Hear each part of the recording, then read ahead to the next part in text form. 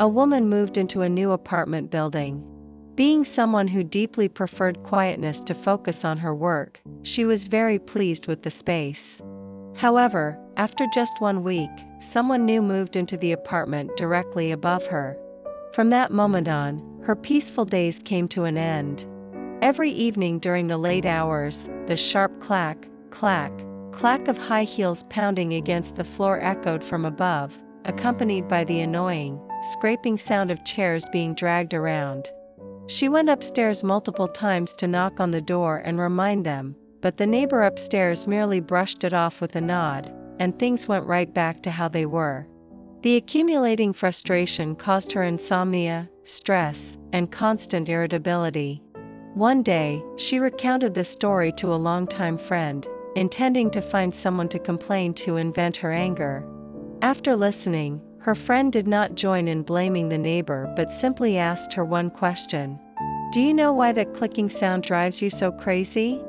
The woman replied indignantly, "Because it's incredibly loud and thoughtless." The friend shook his head and said gently, "The noise is only part of it. You are driven crazy because every time that sound rings out, you immediately focus your entire attention on it, and then you start imagining in your mind that they are doing it on purpose to provoke you. You are inadvertently giving them the power to control your emotions. The more you strain your ears to see when they will stop, the more anger you bring upon yourself." The woman fell silent. Returning home that night, when the familiar clack, clack started again at 11 p.m., she instinctively started to snap out of her chair as usual. But remembering her friend's words, she took a deep breath, reached for her headphones, turned on some soothing instrumental music, and focused on finishing her unfinished book.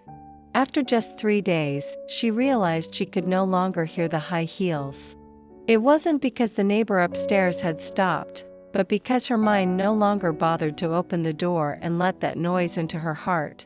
In life, we cannot force others to always behave according to our wishes, just as we cannot stop the wind from blowing or the rain from falling. The only way to preserve your peace is to master your own mind. If something is not worth it, absolutely never allow it to step into your space.